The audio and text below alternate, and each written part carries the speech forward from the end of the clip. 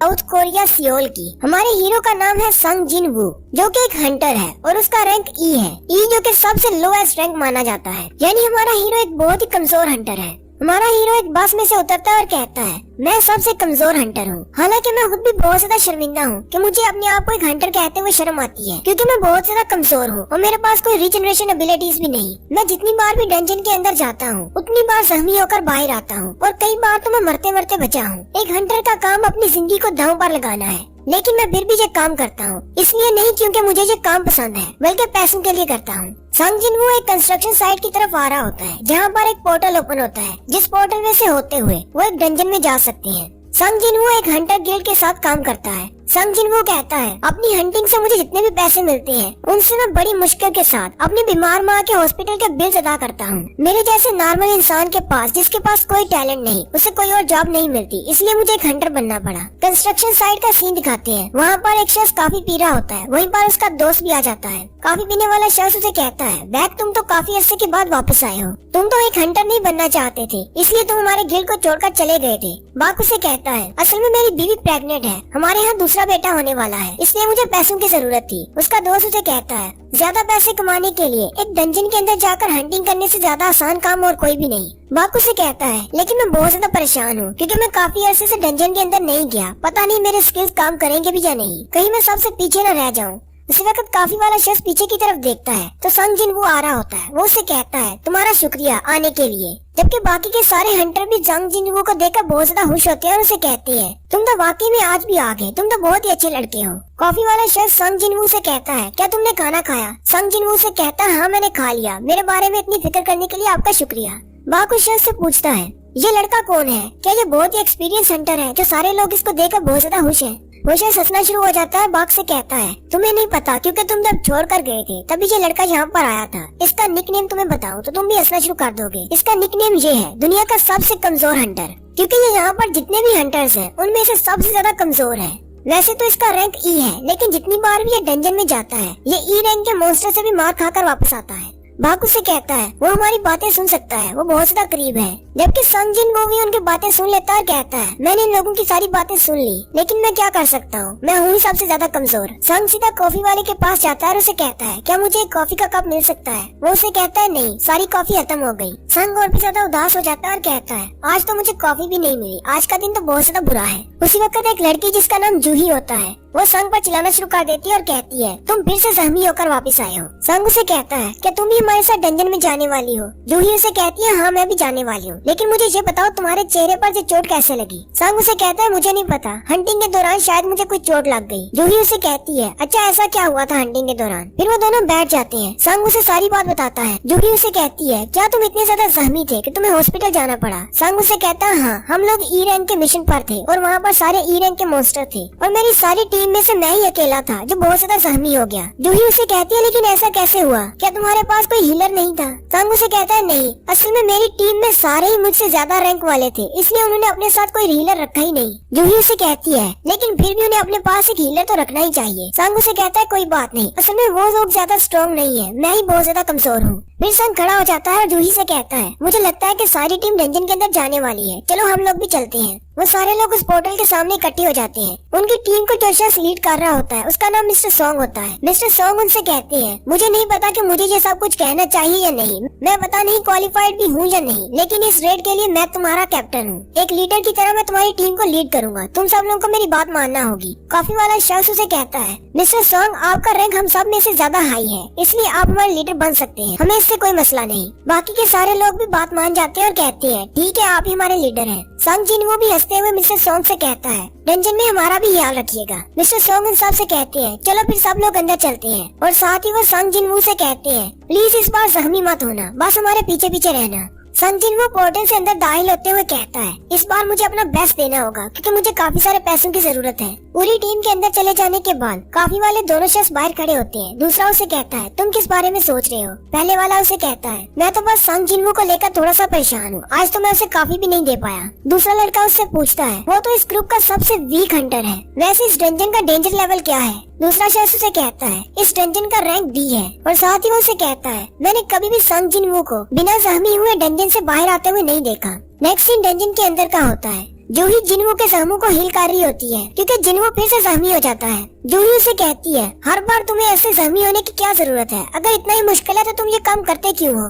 जबकि वहीं पर बाकी के टीम मेंबर बाकी के मॉन्स्टर्स को मार रहे होते हैं। जूही उन सब की तरफ देखती है और कहती है, यहाँ पर सारे मॉन्स्टर्स मर चुके हैं, मुझे लगता है ये रेड खत्म होने वाली है। वो सारे लोग अपने अपने मॉन्स्टर्स को मारने के बाद इकट्ठे हो जाते हैं और अपनी अपनी तारीफ कर रहे होते हैं। जूही जिन्वो से पूछती है, तुम्हारे पास कोई रीजन है? आखिर तुम ये हंटर का काम छोड़ क्यों नहीं देते? जिन्वो हंसते हुए उससे कहता है, मैं सिर्फ मजे के लिए ये काम करता हूँ। अगर मैं ऐसा ना करूँ तो मैं तो बोर होकर मर जाऊंगा। हालांकि अंदर से वो ये सोच रहा होता है, अब मैं जूही को अपनी पर्सनल रीजन तो नहीं बता सकता, वरना मैं और भी ज्यादा शर्मिंदा हो जाऊंगा। जूही चिल्लाकर उसे कहती है, अब जल्दी से हंसना बंद करो वरना तुम्हारे जख्म फिर से खुल जाएंगे। मिस्टर सॉन्ग के हाथ में एक मैजिकल कोर होती है। जब भी वो एक मॉन्स्टर को मारते हैं तो उसके अंदर से एक मैजिकल कोर निकलती है। हालांकि सी रैंक के मॉन्स्टर को मारने पर भी उसके अंदर से जो मैजिकल कोर मिलती है वो भी हजारों में बिकती है। लेकिन जिन्वो के लिए सी रैंक के मॉन्स्टर को मारना बहुत ज्यादा मुश्किल है। जिन्वो के हाथ में एक ई रैंक की कोर होती है। जिन्वो कहता है, इतने ज्यादा जख्मी होने के बाद मुझे सिर्फ एक ई रैंक की कोर मिली है जिसके मुझे ज्यादा पैसे नहीं मिलेंगे। हर रोज मैं अपनी जान खतरे में डालकर सिर्फ एक ऐसी कोर हासिल करता हूँ, ये तो बहुत ही कम है। उसी वक्त उनका एक टीम मेंबर उनसे कहता है, यहाँ पर आओ, यहाँ पर एक और रास्ता है, डंजन के अंदर एक और रास्ता है। वो सारे उस रास्ते के सामने जाकर खड़े हो जाते हैं। मिस्टर सॉन्ग उनसे कहते हैं, ये तो डबल लेयर डंजन है, मैंने इसके बारे में सुना था, आज पहली बार देख रहा हूँ। मिस्टर सॉन्ग अपने हाथ पर एक फायर बॉल बनाते हैं, उसे उस केव के अंदर फेंकते हैं जिससे रोशनी होती है और वो केव काफी ज्यादा लंबी होती है। मिस्टर सॉन्ग सारी टीम से कहते हैं, मेरी बात सुनो, अभी तक इस डंजन का दरवाजा बंद नहीं हुआ, इसका मतलब डंजन का बॉस अभी जिंदा है और मुझे लगता है शायद बॉस इस केव के अंदर है। वैसे तो हमें अपने गिल्ड वालों से राब्ता करना चाहिए और उनके ऑर्डर्स का वेट करना चाहिए, लेकिन अगर दूसरे हाई रैंक के हंटर्स यहाँ पर आ गए तो हमें तो बहुत ज्यादा नुकसान हो जाएगा। क्यों ना हम लोग खुद ही जाकर उस बॉस को मार दें। मुझे पता है कि ये मिशन बहुत ज्यादा डेंजरस होने वाला है, तो क्यों ना हम लोग वोट करें। वोट्स में जो भी रिजल्ट निकलेगा उसके बाद कोई भी कंप्लेन नहीं करेगा। अगर वापस जाना हुआ तो वापस जाएंगे, अगर अंदर जाना हुआ तो अंदर जाएंगे। काफी सारे लोग अंदर जाने का कहते हैं जबकि कुछ लोग वापस जाने का कहते हैं। उनकी टीम में टोटल 17 लोग होते हैं, 16 में से 8 कहते हैं हमें अंदर जाना है, जबकि 8 कहते हैं बाहर जाना है। बाहर जाने वालों में जूही भी शामिल होती है, वो भी कहती है कि मुझे अंदर नहीं जाना। सबसे लास्ट पर जिन्वो बच जाता है। मिस्टर सॉन्ग जिन्वो से कहते हैं, अब तुम बताओ हमें किस तरफ जाना है, तुम्हारे वोट पर डिपेंड करेगा हमें बाहर जाना है या अंदर जाना है। सॉन्ग के हाथ में उसका एक ही मैजिकल कोर होता है। सॉन्ग कहता है, मेरे पास ज्यादा पैसे नहीं है और बहुत ही जल्दी मुझे अपनी बहन को कॉलेज में दाखिल करवाना है और मेरी बीमार माँ के हॉस्पिटल के बिल्स भी भरते जा रहे हैं। जिन्वो उनसे कहता है, मैंने फैसला कर लिया, हम लोग अंदर जाएंगे और बॉस को मारेंगे। फिर वो सारे लोग उस केव के अंदर चले जाते हैं। काफी देर चलने के बाद वो कहते हैं, यहाँ पर तो रास्ता खत्म ही नहीं हो रहा, काफी देर से हम लोग चल रहे हैं। वो आपस में बातें कर रहे होते हैं और कहते हैं, एक बॉस को मारने के बाद 1 ही घंटे के बाद पोर्टल बंद हो जाता है और हमें यहाँ पर चलते हुए 40 मिनट हो गए हैं। अगर हम बॉस को मार भी देते हैं तो हमारे पास बाहर निकलने के लिए ज्यादा वक्त नहीं बचेगा। जिन्वो जूही से कहता है, मुझे माफ कर देना, मेरी वजह से तुम्हें यहाँ पर आना पड़ा। अगर मैं यहाँ पर आने के लिए वोट नहीं करता तो हम सब लोग बाहर चले जाते। जूही उसे कहती है, तुम्हें परेशान होने की जरूरत नहीं, मैं बिल्कुल ठीक हूँ। जिन्वो उसे कहता है, क्या तुम वाकई में ठीक हो? जूही बहुत ज्यादा गुस्सा हो जाती है और उसे कहती है, अगर मैं सच कहूँ तो मैं बिल्कुल भी ठीक नहीं हूँ, तुम्हारी वजह से मुझे यहाँ पर आना पड़ा। ये मिशन बहुत ज्यादा डेंजरस है, तुम्हें जरा सा भी अंदाजा है मैंने अपनी कितनी ज्यादा हीलिंग पावर को इस्तेमाल कर दिया तुम्हें हील करने के लिए, और तुम फिर से बॉस से फाइट करने के लिए यहाँ पर आ गए हो। अगर तुम जख्मी हो जाते हो तो मैं तुम्हें कैसे हील करूंगी? जिन्वो कहता है, मैं तो सिर्फ इसी की वजह से अभी तक जिंदा हूँ क्योंकि ये एक बी रैंक की हीलर है और ये हमेशा फ्री में मुझे हील करती है। जिन्वो जूही से सॉरी कहता है। जूही उसे कहती है, मुझे तुम्हारी सॉरी नहीं चाहिए। फिर जूही शांत हो जाती है और जिन्वो से कहती है, अगर तुम्हें मुझसे माफी ही मांगनी है तो क्यों ना तुम मुझे खाना खाने के लिए अपने साथ ले जाओ। जिन्वो उसकी बात सुनकर शर्माना शुरू कर देता है। जूही उसकी तरफ देखती है और उसे कहती है, क्या तुम मेरे साथ खाना खाने के लिए नहीं जाओगे? जिन्वो घबरा जाता है और उसे कहता है, नहीं ऐसी बात नहीं है, हम दोनों डंजन से बाहर जाकर जाएंगे। आखिरकार वो सब लोग चलते हुए एंड तक पहुंच जाते हैं। वहाँ पर एक बड़ा सा दरवाजा होता है। मिस्टर सॉन्ग उनसे कहते हैं, मुझे लगता है कि इस दरवाजे के बाहर बॉस है। वो उस दरवाजे की तरफ देखकर कहती है, अगर ये बॉस का रूम है तो ये इतना ज्यादा डेंजरस क्यों नहीं है? यहाँ पर तो बहुत सारे मॉन्स्टर्स होने चाहिए थे।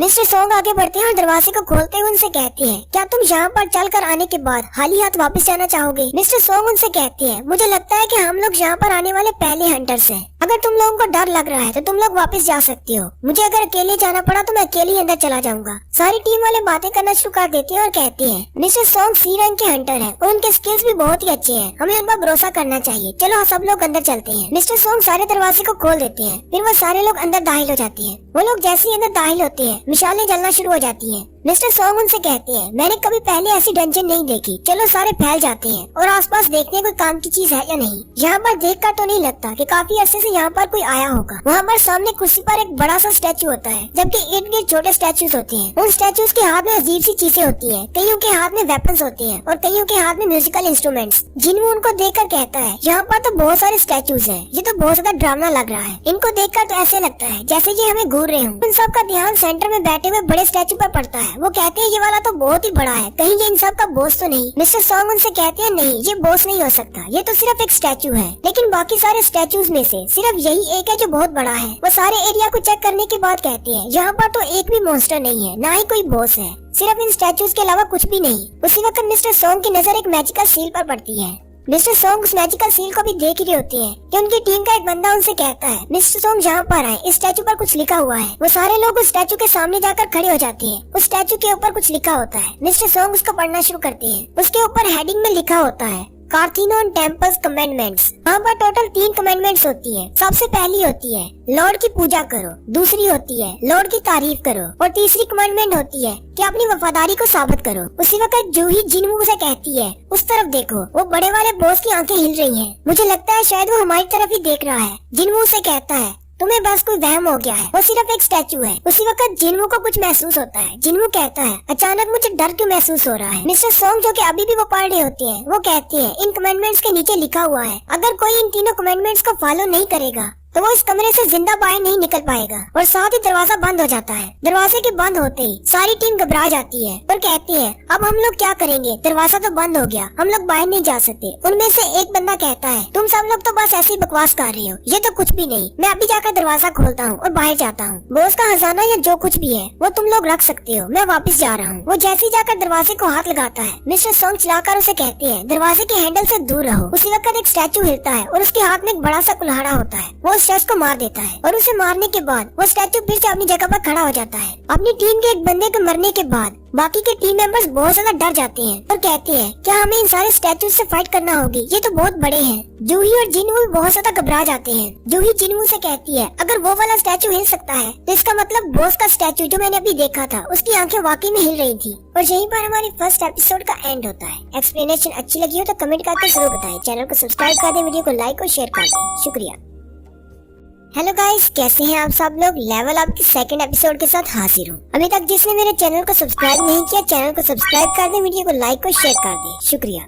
जिनवू कहता है, आज ये पहली बार नहीं है जब मैं अपने आप को मौत के इतना ज्यादा करीब महसूस कर रहा हूँ। जब मैंने हंटर गिल्ड को ज्वाइन किया था तो अपनी पहली रेड के दौरान मैं अपनी पार्टी से अलग हो गया था और वहीं पर एक ई रैंक मॉन्स्टर ने मेरी बैक पर हमला किया था, जिसकी वजह से मैं हफ्तों तक हॉस्पिटल में रहा। फिर एक बार मैं एक डंजन के अंदर काफी दिनों तक बंद रहा, जहाँ पर मैं भूख की वजह से मरने वाला था। हालांकि वो सारे डंजन लो रैंक के डंजन थे, लेकिन फिर भी हर बार मैं मरते मरते बचा हूँ। मेरे बाकी के सारे टीममेट्स अपने मैजिकल कोर्स को बेचकर अपने लिए बेहतरीन वेपन खरीदते थे ताकि वो पहले से भी ज्यादा स्ट्रॉन्गर मॉन्स्टर्स को हरा सके और ज्यादा पैसे कमा सके। लेकिन मैं ऐसा नहीं कर सकता था। मुझे अपनी माँ के हॉस्पिटल के बिल देने थे, इसलिए मैं अपने लिए वेपन्स नहीं खरीदता था और मैं बिना वेपन्स के ही डंजन में आ जाता। और इसके अलावा मैं अपने लिए एक हीलर भी नहीं रख सकता था, क्योंकि हीलर को भी पैसे देने पड़ते हैं। और अगर मैं बहुत ज्यादा जख्मी हो जाता हूँ तो गिल्ड के दोस्त मुझे अपने हीलर से हील करवा देते थे। यहाँ तक कि मेरे दोस्त भी बातें करते थे कि मैं हर बार डंजन से जख्मी होकर बाहर निकलता हूँ। हीलर्स के ऊपर बोझ बढ़ जाता है, उन्हें हर बार मुझे हील करना पड़ता है। और फिर उन सब लोगों ने मुझे वीकेस्ट हंटर कहना शुरू कर दिया कि मैं हर बार डंजन में जाता हूँ और जख्मी होकर वापस आता हूँ, क्योंकि मैं सबसे ज्यादा वीक हूँ। हालांकि मैं एक हंटर हूँ, लेकिन मैं बिल्कुल यूजलेस हूँ। ये सारी बातें करने के बाद हमारी स्टोरी फिर से प्रेजेंट में आ जाती है। जिनवू जैसे ही बॉस के स्टैचू की आंखों की तरफ देखता है तो उसकी आंखें चमक रही होती है। जिनवू जल्दी से चिल्लाकर बाकी टीम वालों से कहता है, जल्दी से नीचे झुक जाओ। उनमें से आधे लोग तो जल्दी से झुक जाते हैं, लेकिन आधे लोग खड़े रहते हैं। बॉस स्टैचू की आंखों से लेजर निकलता है जो कि सामने उनकी तरफ अटैक करता है। जितने भी खड़े होते हैं वो सारे के सारे मर जाते हैं, जबकि मिस्टर सॉन्ग का हाथ भी कट जाता है। बाग किम से कहता है, क्या तुम ठीक हो? किम उसे कहता है, हम बिल्कुल ठीक हो। वो सारे लोग अभी नीचे झुके होते हैं। मिस्टर किम कहते हैं, मैं तो बड़ी मुश्किल से बचा हूँ, अगर जिनवू चिल्लाकर नहीं कहता तो हम लोग भी मर चुके होते। जबकि जूही इस सब की वजह से बेहोश हो जाती है। जिनवू उसके पास ही बैठा होता है और उसे जगाने की कोशिश कर रहा होता है। मिस्टर सॉन्ग चिल्लाकर बाकी टीम वालों से कहते हैं, अपनी जगह पर बैठे रहो, कोई भी खड़े होने की कोशिश मत करना। अगर हम लोग खड़े होंगे तो ये हम पर फिर से अटैक करेगा। मिस्टर सॉन्ग जिनवू के पास जाते हैं और उसे कहते हैं, तुम्हें घबराने की जरूरत नहीं, ये सिर्फ बेहोश हुई है। हालांकि ये एक बी रैंक की हीलर है, लेकिन फिर भी ये सिर्फ बेसिक रेड्स पर ही जाती है। लेकिन ये वाली रेड कोई बेसिक नहीं लग रही। जितने लोग तुम्हारी बात सुनकर झुक गए थे वो सारे लोग बच गए, जबकि बाकी के सारे मारे गए। जिनवू से कहता है, क्या वाकई में ऐसी बात है? मिस्टर सोंग से कहती है, क्या तुम इसलिए नहीं चिल्लाए थे कि तुम्हें पता चल गया था कि वो लेजर अटैक करने वाला है? जिनवू मिस्टर सोंग से कहता है, नहीं ऐसी कोई बात नहीं है, मुझे बस लगा कि यहाँ पर खतरा है, इसलिए मैंने कहा कि नीचे झुक जाओ। जिनवू की नजर मिस्टर सोंग के बाजू पर पड़ती है और वो मिस्टर सोंग से कहता है, आपका बाजू तो कट गया है। मिस्टर सोंग से कहते हैं, कोई बात नहीं, ऐसे छोटे मोटे हादसे होते रहते हैं, जल्दी से आकर मेरी ब्लीडिंग रोकने में मदद करो। जिनवू मिस्टर सोंग का बाजू बांधने के लिए बैठ जाता है। मिस्टर सोंग से कहते हैं, तुम्हें क्या लगता है इस बॉस का लेवल क्या होगा? वैसे तो मुझे भी नहीं पता, क्योंकि मैं आज तक सिर्फ ए रैंक या फिर डी रैंक की रेट्स पर ही गया हूँ। कभी कभार मैं बी रैंक की रेट पर भी चला जाता हूँ। मिस्टर सोंग से कहते हैं, लेकिन मैं इतना जरूर कह सकता हूँ कि ये डंजन ना तो ए रैंक है ना ही बी रैंक है, क्योंकि ए रैंक और बी रैंक की डंजन्स में भी इतने खतरनाक मॉन्स्टर्स नहीं होते, और ये बिग बॉस तो मुझे एस रैंक लगता है। साथ ही मिस्टर सोंग से कहते हैं, उस स्टैचू के ऊपर लिखा हुआ था 3 कमेंडमेंट्स के बारे में। पहली, लॉर्ड की पूजा करो, दूसरा लॉर्ड की तारीफ करो, और चौथा अपनी फेथ को साबित करो। अगर तुम लोग ऐसा नहीं करते तो तुम लोग इस कमरे से जिंदा बाहर नहीं निकल सकते।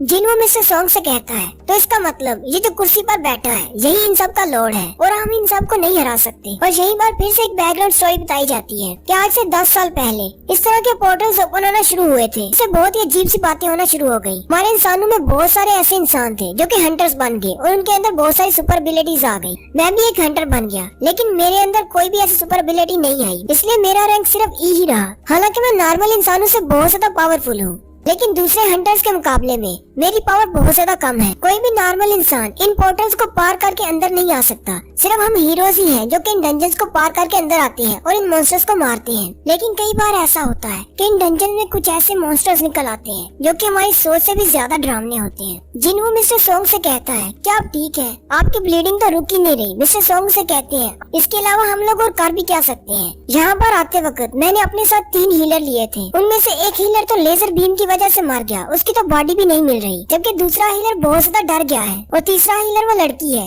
जो कि पहले से बेहोश हो चुकी है। मुझे नहीं लगता कि थोड़े वक्त के लिए मुझे कोई हीलर मिलने वाला है। मिस्टर सोंग जिनवू से कहते हैं, मुझे लगता है कि हमें यहीं पर झुके रहना चाहिए जब तक कि सिचुएशन थोड़ी ठीक नहीं हो जाती। जैसे ही हमें मौका मिलेगा हम लोग यहाँ से भाग जाएंगे। सारे टीम वाले बैठे रो रहे होते हैं और कहते हैं, हमारे साथ ऐसा क्यों हो रहा है? ये तो सिर्फ एक डी रैंक की डंजन थी, यहाँ पर इतना पावरफुल बॉस कैसे हो सकता है? जिनवू भी सोच रहा होता है, अगर हम यहीं पर खड़े रहे तो क्या हम बच पाएंगे? लेकिन अगर हम यहाँ से भाग जाते हैं तो दरवाजे पर वो गार्ड है, वो भी हमें मार डालेगा। मुझे नहीं लगता कि ये स्टैचू हमें यहाँ से निकलने देंगे। उसी वक्त उनकी टीम का एक और मेंबर उठकर खड़ा हो जाता है और कहता है, मैं यहाँ पर ऐसे नहीं मर सकता, मुझे यहाँ से वापस जाना है। मैंने इतनी मुश्किल से एक बड़े गिल्ड को ज्वाइन किया था, अब मैं यहाँ पर मर नहीं सकता। उस हंटर की स्पेशल पावर स्पीड है, वो अपनी मसल्स पर जोर डालकर बड़ी स्पीड से आगे बढ़ सकता है। मिस्टर सोंग चिल्लाकर उसे कहते हैं, तुम क्या करने की कोशिश कर रहे हो? मैंने तुमसे कहा कि हिलना मत। वो हंटर मिस्टर सोंग से कहता है, मुझे इस बात की जरा भी परवाह नहीं, मुझे पता है कि मेरी स्पीड बहुत ज्यादा है, मैं इस स्टैचू के पकड़ने से पहले यहाँ से निकल जाऊंगा। वो अपना स्टैंस लेकर एक जोरदार जंप लगाता है और स्पीड के साथ दरवाजे की तरफ जाता है।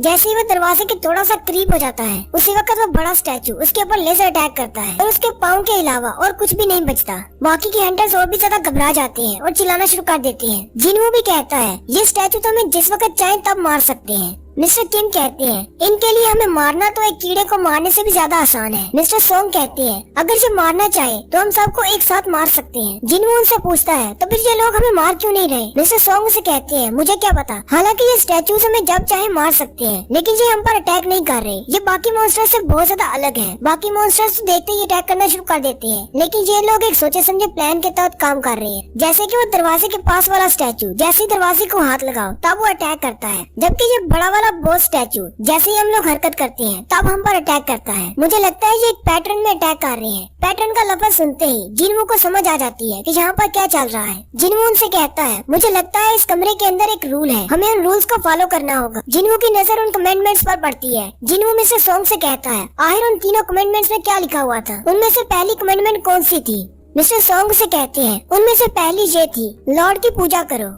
जिनवू उस बड़े स्टैचू की तरफ देखता है और कहता है, मुझे लगता है ये बड़ा स्टैचू लॉर्ड है, और साथ ही वो थोड़ा सा ऊपर की तरफ उठना शुरू करता है। मिस्टर सोंग उसे कहते हैं, कहीं तुम पागल तो नहीं होगे, तुम मारे जाओगे। जिनवू उसे कहता है, ऐसी बात नहीं है, मुझे लगता है कि मैंने फिगर आउट कर लिया है। ये बड़ा वाला स्टैचू हम पर तब अटैक नहीं करता जब हम लोग हरकत करते हैं, बल्कि ये तब अटैक करता है जब हम लोग एक सर्टेन हाइट से ऊपर उठते हैं। मुझे लगता है कि मैंने पहली कमेंडमेंट का मतलब समझ लिया है, लॉर्ड की पूजा करनी, मतलब लॉर्ड के सामने झुकना है, हमें सबको इसके सामने झुकना होगा। मिस्टर किम और बैक उसे कहते हैं, कहीं तुम पागल तो नहीं होगे, इसका मतलब ये कैसे हो सकता है? जिनवू उनसे कहता है मैं बिल्कुल ठीक कह रहा हूँ, लॉर्ड की पूजा करना इसका मतलब यही है कि हमें इसके सामने झुकना होगा, हम इसके सामने झुकेंगे तो ये हम लोगों पर अटैक नहीं करेगा। मिस्टर सॉन्ग हंसते हुए से कहते हैं इसके अलावा हम कुछ कर भी नहीं सकते। फिर वो सबसे कहते हैं सभी लोग इसके सामने झुक जाओ। वो सारे लोग बोस स्टैचू के सामने झुक जाते हैं और कहते हैं हमें जिंदा रहना है, हमें यहाँ से निकलना होगा। अगर ऐसा करके हम लोग यहाँ से निकल सकते हैं तो हम लोग ऐसा जरूर करेंगे। थोड़ी देर इसी तरह झुके रहने के बाद जैसे वो स्टैचू की तरफ देखते हैं तो उस बड़े स्टैचू के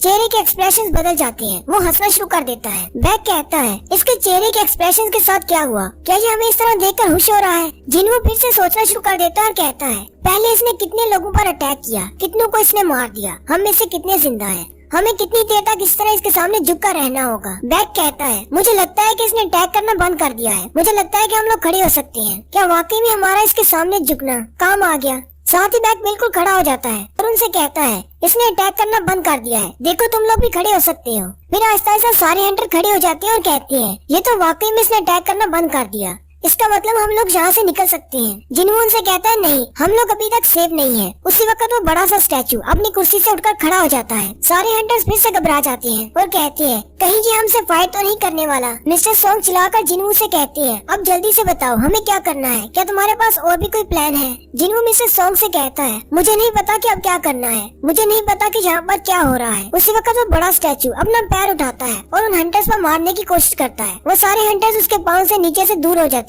जिनवू चिल्लाकर उनसे कहता है मैंने पहले ही कहा था इस डंजन रूम के अपने रूल्स हैं, हमें कमेंडमेंट्स को फॉलो करना होगा। पहला रूल था कि इसकी पूजा करो, वो हमने कर दी, अब इसकी प्रेस करनी है, यानी हमें इसकी तारीफ करना होगी। वो सारे हंटर्स हैरान परेशान हो जाते हैं और कहते हैं हम लोग इसकी प्रेस कैसे करेंगे, हमने तो कभी प्रेयर की ही नहीं। उनमें से एक हंटर कहता है मैं ऐसा कर सकता हूँ, पहले मैं एक चर्च का मेंबर हुआ करता था, वहाँ पर मैं स्पीच देता था और वहाँ पर हम गॉड की प्रेस के लिए गाना भी गाते थे। वो हंटर आगे बढ़ता है और अपने गले में पहने हुए क्रॉस के नेकलेस को पकड़ते हुए कहता है लॉर्ड मैं आपका बंदा हूँ, मेरे ऊपर अपनी ब्लेसिंग्स की बरसात करो और मुझे एक नया इंसान बना दो जो कि गुनाहों से पाक हो। मेरे अंदर से सारी डार्कनेस को खत्म कर दो और मेरी सारी कमजोरियों को दूर कर दो। मेरे लॉर्ड मैं आपसे बहुत ज्यादा प्यार करता हूँ, आपको मेरी मदद करनी है। मिस्टर किम कहती है क्या वाकई में इसकी प्रेस काम कर रही है। बॉब कहता है शायद काम कर रही है क्योंकि वो लेवल अप के एपिसोड 3 के साथ हाजिर हूँ। अभी तक जिसने मेरे चैनल को सब्सक्राइब नहीं किया चैनल को सब्सक्राइब कर दे, वीडियो को लाइक और शेयर कर दे, शुक्रिया। मिस्टर बाग के मरने के बाद वो सारे लोग बहुत ज्यादा घबरा जाते हैं। जिनवू कहता है हम इसकी प्रेस कैसे करें, ये तो कोई गॉड नहीं बल्कि एक डेविल है। जिनवू कहता है दोनों ही तरफ मौत है, पीछे हमारे ये बड़ा सा स्टैचू है जबकि सामने वो स्टैचूज हैं जो गार्ड के तौर पर हैं। जैसे ही हम लोग उन स्टैचूज के करीब जाते हैं वो हम पर अटैक करते हैं और अगर हम सेंटर में रहते हैं तो ये बड़ा स्टैचू हम पर पैर रख देगा। जिनवू उन सारे स्टैचूज की तरफ देखता है और कहता है किसी के पास कुल्हाड़ा है, किसी के पास एरो है, किसी के पास तलवार है और किसी के पास इंस्ट्रूमेंट्स हैं। हम लोग यहाँ से भाग नहीं सकते, हम लोग क्या करें, मुझे सोचना होगा। साथ ही वो फिर से हैरान हो जाता है और कहता है दीवार के साथ जो छोटे स्टैचूज हैं उनमें से आधों के पास हथियार हैं और आधों के पास इंस्ट्रूमेंट्स हैं, लेकिन उनके पास म्यूजिकल इंस्ट्रूमेंट्स क्यों हैं? क्या वो अपने म्यूजिकल इंस्ट्रूमेंट्स के साथ हम पर अटैक करने वाले हैं? साथ ही जिनवू सोचता है ऐसा नहीं हो सकता। जैसे ही हम लोग उन गार्ड के करीब जाते हैं वो हम पर अटैक करते हैं, इसका मतलब उनके पास हथियार है इसलिए वो अटैक करते हैं। अगर हम इंस्ट्रूमेंट्स वालों के पास जाएंगे तो हम लोगों पर अटैक नहीं करेंगे क्योंकि उनके पास तो म्यूजिकल इंस्ट्रूमेंट्स हैं, हथियार नहीं। जिनवू सारे हंटर्स से कहता है जल्दी से भागकर उन इंस्ट्रूमेंट्स वाले स्टैचूज के पास चले जाओ। मिस्टर सॉन्ग भागते हुए एक इंस्ट्रूमेंट वाले स्टैचू के पास चले जाते हैं। वो जैसे ही उसके सामने जाकर रुकते हैं वो स्टैचू उस इंस्ट्रूमेंट को बजाना शुरू कर देता है। मिस्टर सॉन्ग अपने बाकी के टीम मेंबर से भी कहते हैं ये लोग हम पर अटैक नहीं कर रहे, जल्दी से इंस्ट्रूमेंट वाले स्टैचूज के सामने जाकर खड़े हो जाओ। वो सारे लोग इंस्ट्रूमेंट्स वाले स्टैचूज ढूंढकर उनके सामने जाकर बैठ जाते हैं और वो इंस्ट्रूमेंट्स बजना शुरू हो जाते हैं। मिस्टर किम भी जाकर एक इंस्ट्रूमेंट वाले स्टैचू के सामने बैठ जाते हैं और रोना शुरू कर देते हैं क्योंकि वो मिस्टर बाग की मौत की वजह से बहुत ज्यादा अफसरदा होते हैं। जिनवू ने जूही का हाथ पकड़ा होता है, वो दोनों इकट्ठे होते हैं। जिनवू भागता हुआ जिनवू जूही को अपने साथ लेकर एक इंस्ट्रूमेंट वाले स्टैचू के सामने जाकर खड़ा हो जाता है और कहता है जल्दी से इंस्ट्रूमेंट बजाना शुरू करो, लेकिन वो इंस्ट्रूमेंट नहीं बजता। जिनवू और जूही बहुत ज्यादा घबरा जाते हैं और कहते हैं आहिर ये बज क्यों नहीं रहा। जूही रोना शुरू कर देती है और जिनवू से कहती है कहीं ऐसा तो नहीं कि एक स्टैचू के नीचे दो लोग इकट्ठे नहीं खड़े हो सकते, अगर हम दो इकट्ठे खड़े होंगे तो ये नहीं बचेगा। जिनवू को जैसे इस बात की समझ आती है जिनवू जूही का हाथ छोड़ देता है और भागता हुआ दूसरी तरफ चला जाता है और जूही से कहता है कि यहीं पर रहना, तुम सेफ रहोगी। वहीं उन स्टैचूज में लास्ट पर एक स्टैचू होता होता है। जिन्हू भागता हुआ उसकी तरफ जा रहा होता है। जिन्हू को लगता है शायद उसके पास एक म्यूजिकल इंस्ट्रूमेंट है। वो बड़े वाला स्टैचू उस पर पैर रखता है, लेकिन जिन्हू बड़ी मुश्किल से उसे डॉज करता है और भागता हुआ उस बड़े से स्टैचू के पास पहुंच जाता है, जिसके पास उसे लगता है कि उसके पास म्यूजिकल इंस्ट्रूमेंट है। मिस्टर सोंग चिल्लाकर उसे कहते हैं, तुम गलत स्टैचू के सामने हो, जल्दी से वहाँ से निकलो। असल में उस स्टैचू के पास कोई म्यूजिकल इंस्ट्रूमेंट नहीं बल्कि एक शील्ड होती है।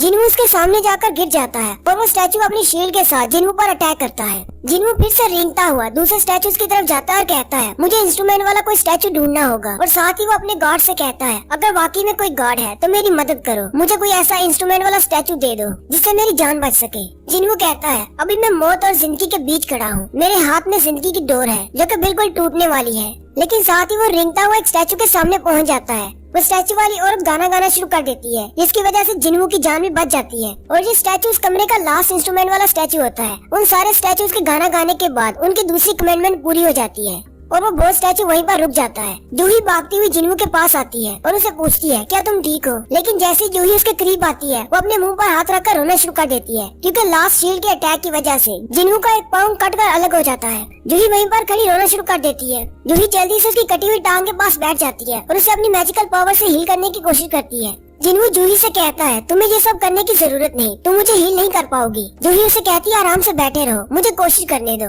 जूही अपनी बहुत ज्यादा मैजिकल पावर इस्तेमाल कर लेती है, जिसकी वजह से उसके नाक और मुंह से भी खून बहना शुरू हो जाता है। मिस्टर सोंग और बाकी के हंटर्स जूही के लिए परेशान होते हैं और कहते हैं, क्या ये बिल्कुल ठीक है? खैर हमें इस बात की खुशी है कि जिन्हू भी बच गया। मिस्टर किम कहते हैं, हम लोग यहाँ पर 17 लोग आए थे और हम में से सिर्फ 6 लोग जिंदा बचे हैं और उनमें से 2 बहुत ज्यादा जख्मी है। मिस्टर सोंग का हाथ कट गया है और मिस्टर जिन्हू की टांग कट गई है। मिस्टर किम मिस्टर सोंग से कहते हैं, ये तो बहुत बुरा हुआ कि आपका हाथ कट गया, लेकिन ये सब कुछ आपकी गलती की वजह से हुआ है। टीम लीडर के तौर पर आपने गलत फैसला किया, हम सबको यहाँ पर लेकर आए, यहाँ से बाहर निकलते ही आपको सजा दी जाएगी। उसी वक्त वो बॉस स्टैचू फिर से हिलना शुरू हो जाता है और अपने हाथ को हिलाता है। वो अपने हाथ का इशारा करते हुए जमीन में से 2 पत्थर निकालता है। असल में वो पत्थर सैक्रिफाइस के लिए एक टेबल होता है, जिसे अल्टर भी कहते हैं। सारे हंटर्स ये देखकर बहुत ज्यादा हैरान हो जाते हैं और कहते हैं, अब क्या? अब हमें क्या करना होगा? मिस्टर किंग कहते हैं, आखिर इस सब का क्या मतलब है? जिन्हू उनसे कहता है, ये एक अल्टर है, हमें यहाँ पर अपना सैक्रिफाइस रखना होगा। वो लोग जिन्हू से पूछते हैं, अब सैक्रिफाइस का क्या मतलब है? वो उन्हें बताता है,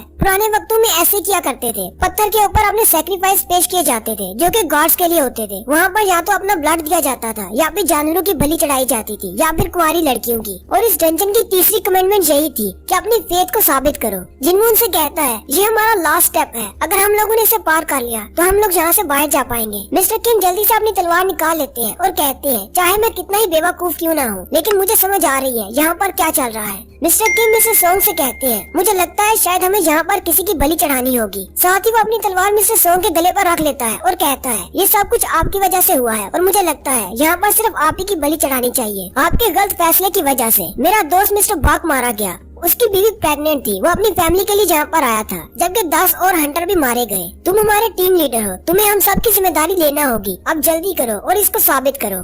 जिन्हू मिस्टर किंग से कहता है, आप ये बिल्कुल भी ठीक नहीं कर रहे। मिस्टर किंग से कहते हैं, तुम अपनी बकवास बंद करो, मुझे यहाँ पर मरना नहीं है। मिस्टर सोंग किंग से कहते हैं, तुम बिल्कुल ठीक कह रहे हो, मुझे तुम सबकी जिम्मेदारी लेना होगी। अपनी तलवार को हटा लो, मैं अपनी मर्जी से ये सब कुछ करना चाहूंगा, मैं तुम लोगों के लिए अपनी बलि जरूर दूंगा। जिन्हू चिल्लाकर उनसे कहता है, लेकिन ये मिस्टर सोंग की गलती कैसे हो सकती है? हम सब लोगों ने वोट दिया था, उसी के बाद हम लोग यहाँ पर आए हैं। मिस्टर सोंग चलते हुए सीधे उस पत्थर के पास चले जाते हैं। जैसे ही वो उस पत्थर के पास जाकर खड़े होते हैं, उनके वहाँ पर जाने से एक रेड फायर जलती है। मिस्टर किंग कहते हैं, अब क्या होने वाला है? मिस्टर सोंग जिन्हू से कहते हैं, मैं यहाँ पर आ गया, अब मुझे क्या करना होगा? जिन्हू सोचना शुरू कर देता है और कहता है, इसके वहाँ पर जाने से एक रेड फ्लेम जली है, इसका मतलब क्या है? क्या इसे सैक्रिफाइस नहीं चाहिए? साथ ही वो बाकी हंटर से कहता है, क्या कोई मेरी मदद करेगा? मुझे भी उस अल्टर पर जाना है। 2 हंटर्स आगे बढ़ते हैं और जिन्हू को पकड़ लेते हैं और उसे उठाते हुए सहारा देते हैं और कहते हैं, तुम्हारा मतलब क्या है? जिन्हू उनसे कहता है, मुझे भी वहाँ पर लेकर जाओ, मुझे लगता है कि हमें वहाँ पर कोई नुकसान नहीं होगा।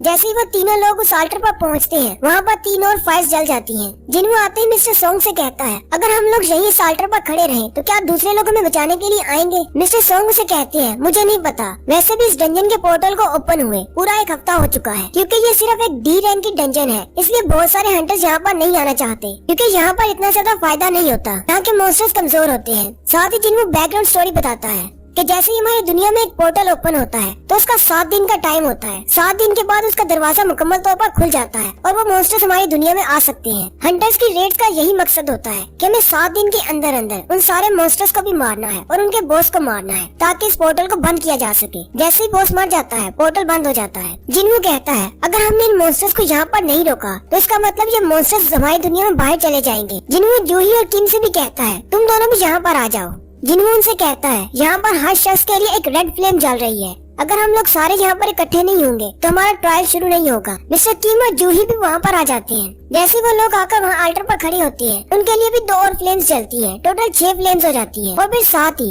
एक बड़े से दायरे में ब्लू रंग की फ्लेम्स भी जलती हैं और जैसे ही वो ब्लू रंग की फ्लेम्स जलती हैं दरवाजा खुलना शुरू हो जाता है। मिस्टर सॉन्ग और मिस्टर किम ये देखकर बहुत ज्यादा हैरान हो जाते हैं और कहते हैं दरवाजा अपने आप कैसे खुल गया, क्या इसका मतलब हम लोग जहाँ से जा सकते हैं? यहाँ पर कुछ और होने वाला है। और साथ ही उन ब्लू फ्लेम्स में से एक फ्लेम बुझ जाती है और उसके बुझते ही वो स्टैचूज जो कि दूर दीवारों के साथ खड़े थे वो आगे बढ़ना शुरू हो जाते हैं। मिस्टर सॉन्ग और मिस्टर किम चिल्लाकर कहते हैं अब क्या होगा, ये लोग तो हमारी तरफ आ रहे हैं। एक एक करके वो ब्लू फ्लेम्स बुझना शुरू हो जाती है और वो बड़े स्टैचूज उनके करीब आना शुरू हो जाते हैं। जिन्वू फिर से अपने दिमाग का इस्तेमाल करता है और उसे समझ आती है कि जितनी देर हम लोग इन स्टैचूज की तरफ देखते रहते हैं वो स्टैचूज खड़े रहते हैं। जैसे ही हम अपनी आंखें दूसरी तरफ करते हैं वो आगे की तरफ मूव करते हैं। जिन्वू जूही से कहता है जल्दी से अपनी आंखें खोलो, तुम आंखें बंद करती हो तो वो आगे बढ़ते हैं। मिस्टर किम उसे कहते हैं क्या तुम ऐसा कहना चाहते हो कि बचपन में जो हम गेम खेला करते थे कि जैसे ही हम अपनी आंखें बंद करेंगे तो प्लेयर आगे बढ़ जाएगा? इसका मतलब हमें अपनी आंखें बंद नहीं करनी, हमें सिर्फ इन स्टैचूज की तरफ देखते रहना है। वो स्टैचूज जैसे ही उनके करीब बढ़ रहे होते हैं उनमें से एक हंटर लड़की चिल्लाते हुए वहाँ से भागना शुरू कर देती है और दरवाजे की तरफ जाती है।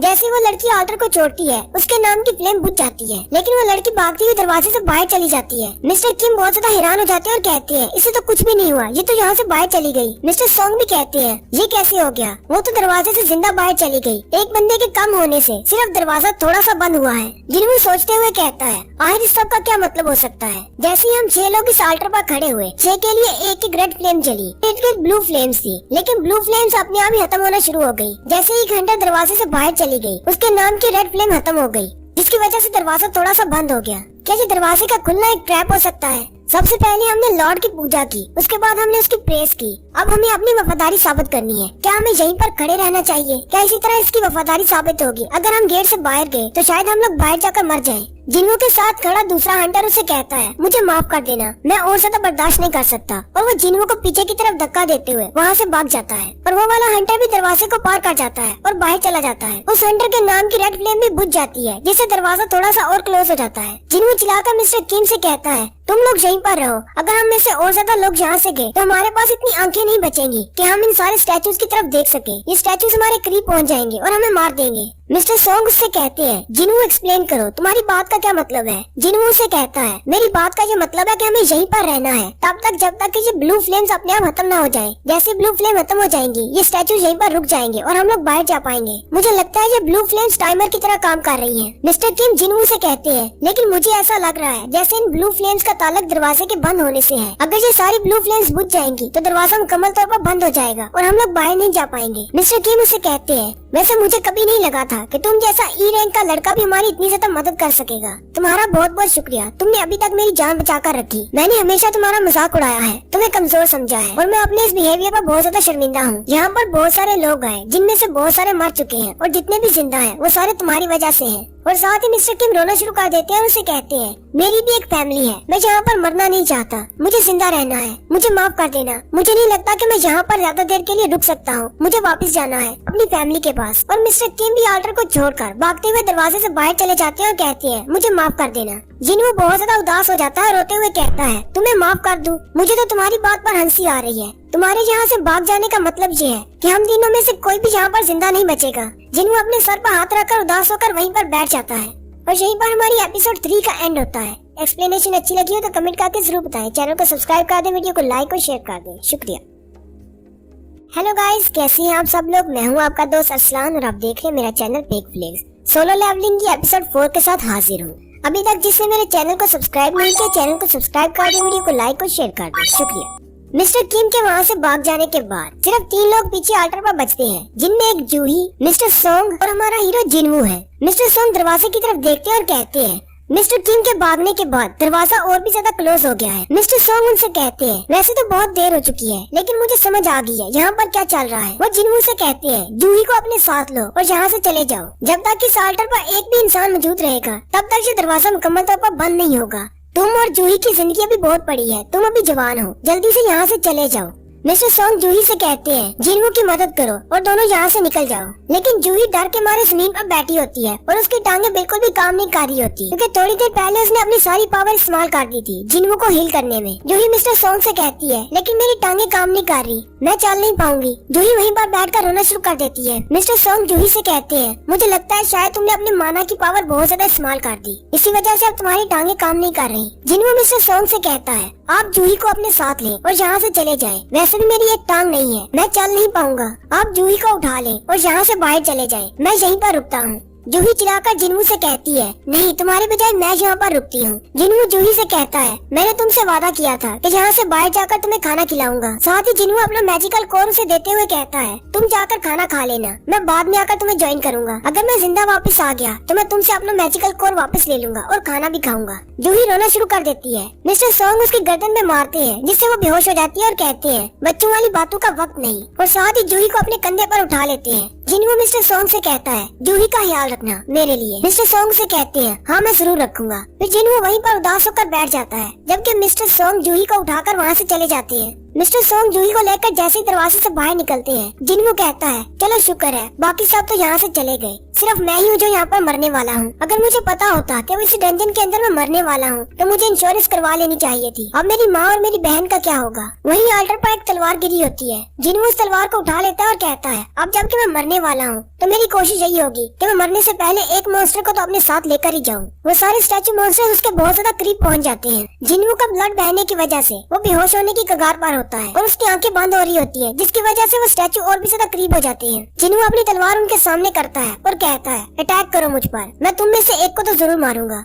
लेकिन साथ ही वो स्टैचू अपने भाले से उस पर अटैक करता है और जिनवू के बाजू में अपना भाला दंसाते हुए उसे ऊपर उठा लेता है और उसे आल्टर के पत्थर पर फेंक देता है। जिनवू बेचारा खून में लिपटा आल्टर के पत्थर पर लेटा होता है और यही कह रहा होता है, मैं मरना नहीं चाहता, काश मेरे पास एक मौका होता, काश मुझे एक और चांस मिल जाए। मेरे पास भी मेरी फैमिली है, मुझे भी उनकी केयर करनी है, मैं भी यहाँ पर मरना नहीं चाहता। हालांकि ये फैसला मेरा था कि मैं यहाँ पर रुकता हूँ, लेकिन मैं मरना नहीं चाहता। वो बड़ा सा स्टैचू फिर से उस पर अटैक करने वाला होता है। जिनवू कहता है, काश मेरे पास एक और चांस होता, मुझे बस एक और चांस मिल जाए, मैं यहाँ पर नहीं मरना चाहता। जैसे ही वो बड़ा स्टैचू उस पर अटैक करने वाला होता है, वो सारी की सारी ब्लू फ्लेम्स बुझ जाती हैं और उन ब्लू फ्लेम्स के बुझने के साथ ही वो सारे स्टैचूज वहीं पर रुक जाते हैं और एक अलार्म बजने के साथ ही जिनवू के सामने एक विंडो ओपन होती है। तुमने इस सीक्रेट मिशन की सारी रिक्वायरमेंट्स को पूरा कर लिया है। जिनवू कहता है, आखिर ये सीक्रेट मिशन क्या है और मैंने कौन सी रिक्वायरमेंट्स को पूरा कर लिया है। और साथ ही फिर से आवाज आना शुरू होती है जो कि उस विंडो पर लिखा होता है, वही इसको आवाज आ रही होती है। जिनवू कहता है, अब इसका क्या मतलब है। वहीं पर एक और विंडो ओपन होती है जिस पर लिखा होता है,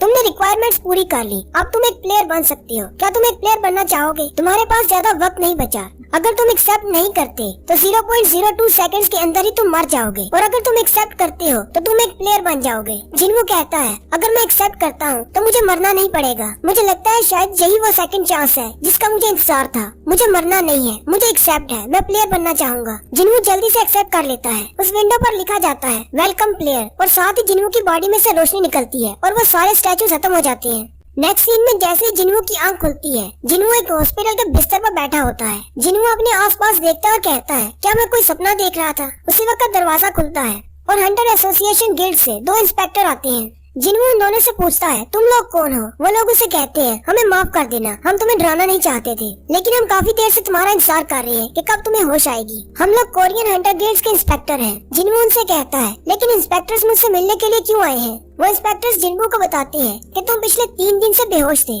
जिनवू उनसे पूछता है, जूही और मिस्टर सॉन्ग का क्या हुआ, क्या वो दोनों ठीक है। वो इंस्पेक्टर से कहते हैं, हाँ वो बिल्कुल ठीक है, लेकिन मिस्टर सॉन्ग का क्योंकि बाजू कट गया था, इसकी वजह से अब वो मुझे नहीं लगता कि वो हंटर का काम कर पाएंगे, शायद वो रिटायर हो जाए। और जूही अभी भी हॉस्पिटल में है क्योंकि उसने बहुत ज्यादा माना इस्तेमाल कर लिया था और वो ट्रॉमा से बाहर नहीं निकली। मुझे नहीं लगता कि वो दोनों दोबारा हंटर्स एसोसिएशन को ज्वाइन करना चाहेंगे। साथ ही वो इंस्पेक्टर मिस्टर किम के बारे में बताने लगते हैं जिनवू उनसे कहता है नहीं, उनके बारे में रहने दो, मुझे उनके बारे में नहीं जानना। इंस्पेक्टर जिनवू से कहता है उस डंजन में, जो कि डबल लेयर डंजन थी, वहाँ पर से जितने भी लोग जिंदा बाहर निकले उनकी टोटल तादाद 6 है। हालांकि हम सब लोग जानते हैं कि डंजन के अंदर मॉन्स्टर से बहुत ज्यादा खतरा होता है और बहुत सारे हंटर्स मरते भी हैं, लेकिन इस तरह इकट्ठे बहुत सारे हंटर्स का एक साथ मरना बहुत ही अनोखी बात है। जब हमारे इंस्पेक्टर्स और व्हाइट टाइगर गेट के लोग वहाँ पर पहुँचे, तब तुम अल्टर के पत्थर पर अकेले लेटे हुए थे। तुम्हारे अलावा वहाँ पर कोई भी नहीं था, कोई स्टैचू भी नहीं। वो कमरा तुम्हारे अलावा बिल्कुल खाली था, वहाँ पर कोई भी नहीं था। जिनवू उनसे कहता है लेकिन ऐसा कैसे हो सकता है? इंस्पेक्टर उसे कहते हैं हाँ, हमें भी यकीन नहीं हो रहा, क्योंकि बाकियों के बयान के मुताबिक वहाँ पर स्टैचूज थे और उतनी सारी लाशें भी थी। सारे बचने वालों ने जो बयान दिया था वो सबका एक जैसा था, इसलिए हमें इस बात पर यकीन करना पड़ेगा। और तुम्हारे बारे में हमारा ये ख्याल है कि तुम्हें डबल अवेकनिंग मिली है। जिनवू उनसे कहता है डबल अवेकनिंग का क्या मतलब है? इंस्पेक्टर जिनवू से कहते हैं जब एक हंटर को उसके स्टैट्स मिलते हैं, जब वो एक हंटर बनता है, साथ ही उसका पावर लेवल बढ़ जाता है। लेकिन बाज़ दफा हमने ऐसा भी देखा है कि एक हंटर की दोबारा अवेकनिंग होती है, जिससे उसकी पावर पहले से बहुत ज्यादा बढ़ जाती है। हमारे पास ऐसे बहुत सारे केसेस की मिसालें हैं, जैसे सी रैंक के हंटर्स डायरेक्टली ए रैंक पे चले गए, या फिर ए रैंक वाले डबल अवेकनिंग के बाद डायरेक्टली एस रैंक पे चले गए। साथ ही वो इंस्पेक्टर अपने पास मैजिक पावर डिटेक्टर लेकर आए होते हैं, जिस पर एक माना क्रिस्टल लगा होता है। वो जिनवू से कहते हैं तुम्हें बस इसके ऊपर अपना हाथ रखना है और हमें पता चल जाएगा तुम्हारे अंदर कितनी पावर है। अगर वहाँ पर वाकई में इतने ज्यादा खतरनाक मॉन्स्टर्स थे, तो तुम्हारे जैसे नॉर्मल पावर वाले हंटर्स उनको हैंडल नहीं कर सकते थे।